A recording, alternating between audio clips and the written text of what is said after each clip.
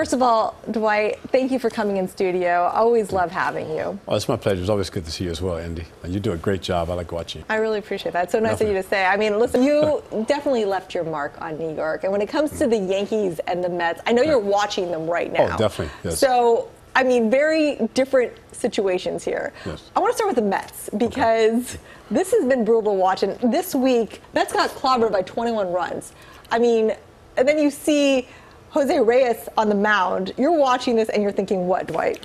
Well, watching that, I'm thinking, the first thing I'm thinking, because I'm a Met at heart. I mean, I love the Yankees. Yeah. I'm a New Yorker. I root for all New York teams. But I'm a Met at heart. So when you see that, the first thing that comes to my mind, I'm hoping these guys are getting pissed off or they're going to dig deep inside and what they have in them to pull it out the rest of the season and go as hard as you possibly can, because I like that. You see guys giggle a little bit, but I'm an old school baseball player. It was nothing fun about that game. It was nothing fun about watching it.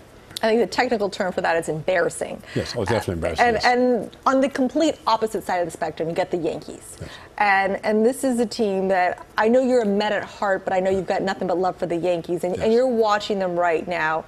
If you were to go in there and put on your manager hat, what would you say has to change? Because they do need pitching, but there's a few other tweaks that I know you'd like to make. There's a couple of tweaks. I think the main thing is attitude part. When you're playing the Red Sox, it's a little bit more than just baseball. But the main thing is, like you said, it's always pitching. Always go back to pitching. And I know they make a big thing with Judge and Sanchez out, which will help. But if you score 5 runs, I think that should be enough. And the pitching, just got to step up. I want to talk a little bit about you, okay? We're going to do some quick questions, Sure. Okay. Your favorite thing about yourself? That I'm more outspoken now than I was before. Least favorite thing about yourself? Least favorite thing about myself, I probably don't speak up when I should speak up, even though those two questions go hand in hand. But I'm getting better at it. You're getting better at it? What's making you better at it? Just being myself, and I think with age comes maturity, and just being able to speak, be yourself. Right. Not necessarily disrespect anybody, but just speak your mind and what's on your mind. One word to describe yourself. Loving. I say very loving. Favorite person you've encountered throughout your life and your career? My dad. Your dad has left such a huge impact on you. I know he did in your life and in baseball. Yes, definitely. I mean, I always say, if I could be the half the man he was to his kids, me and my brothers, I would take that any day. So. A player that you've met that you thought to yourself, this guy has a huge ego and someone needs to put him in his place. Wow. I would probably say when I first met him, probably Darryl Strawberry. Really? Yes. I mean, we're cool today. Tomorrow, I don't know. But, he's a good friend of mine, I would say. And I know he's got my back. But when I first met him, it was spring training in '84.